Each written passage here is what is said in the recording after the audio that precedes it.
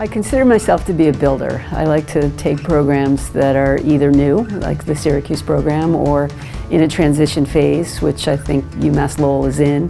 I think they've gone through their first 5 years of a program and now they're in a position to make a jump. I think the America East in terms of lacrosse is very, very competitive, and that appeals to me.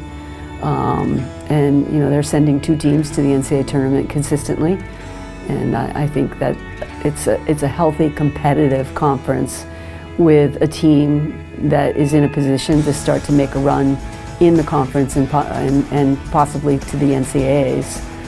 I think if someone were to describe me, I think they would say I'm pretty even-keeled.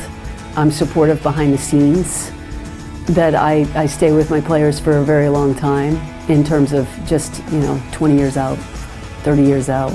But I think they would describe me as more of a quiet, analytical type of coach.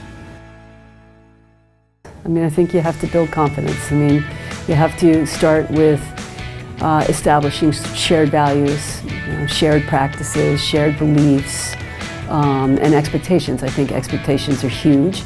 I think this program can be good, and I'm hoping to impart that sort of confidence on the kids, but some of it's just going to be establishing a system and a value base, a cultural base where they can be comfortable, build up their relationships and respect for each other, and then from there we will become more and more competitive. I'm a coach, I like a read and react type of game. I like the kids to know how to play versus the play, so I think that's going to be a bit of an adjustment for the current players. They've been so play-based over the last couple of years. To me, read and react is sport IQ, and I think sport IQ is trainable. And that's something that we'd start with on day one. I think it's very systematic. It's very much like training a defensive unit. So I spend an enormous amount of time at any level. It could be the youth level, it could have been Syracuse, but just training players to make reads. So I think that we have players who are perfectly capable of making those reads. And then we will be recruiting players who make the reads and execute. I love teaching. I also love the aha moment when a player gets it, and you can see it.